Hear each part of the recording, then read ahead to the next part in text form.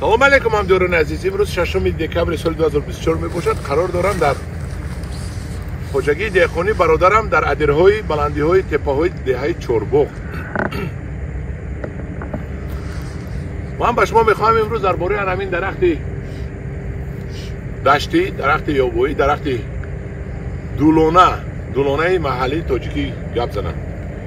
همین درختی که میبینید دولونه، حاضر بولاش پر از دولونه است و خدا خواهد زمستان دراز همه پرنده ها از این استعمال میکنن، همه چرنده ها از این استعمال میکنن و روزشان رو میگذرانند در زمستان های سردی و بسیار بسیار دلونزار است. این طرف من وای طرف جنگل دلونزار است. همداران عزیز، برای چی گفتنی هم یک میوه خوشخور است. اگر این رو شربت کنید، یعنی کمپوت میگیم بروسی، نوشاکی شربت، این وقتی می نوشید یک دیلتان کشوده می شود، همین قدر با مزه می شود.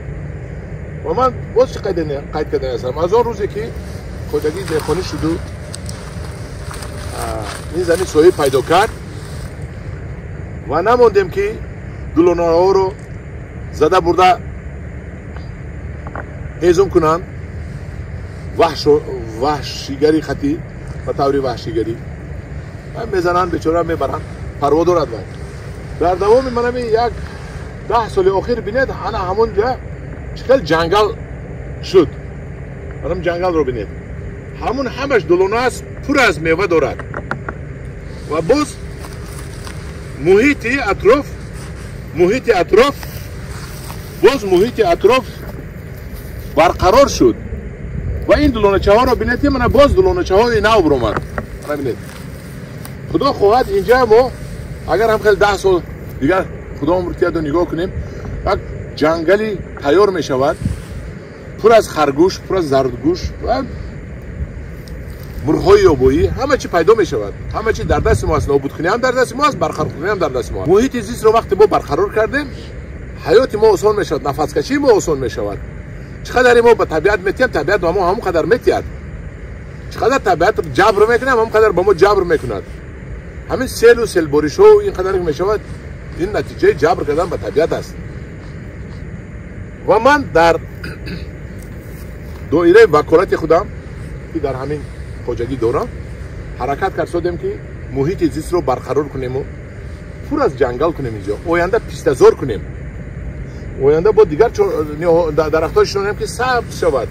البته جای بلندیش رو ما میکوریم، گندم میکوریم، زیره میکوریم، زغر میکوریم، جای جفتش رو، نه که من خیلی جای جرش رو، جایی که در اینجا هیچی کیش کرده نمیشود، تنها درخت میروید، ما درختزار میکنیم.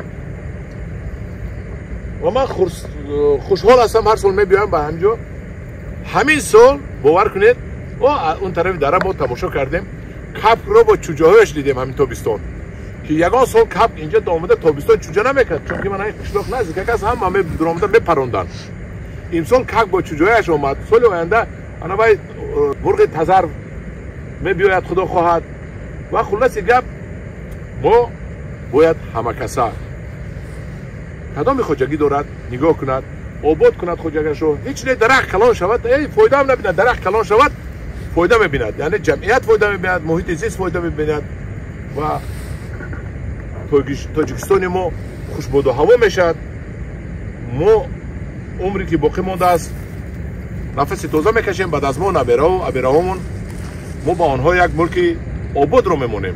همداران عزیز، در پناه خدا باشید. من این دلونه است، بیایید با ماشین من همین ادرهای ما من دلونه یک تزنید، همقدر میریزد، چینده میگیرید، میرید مربا میکنید. در پناه خدا باشید.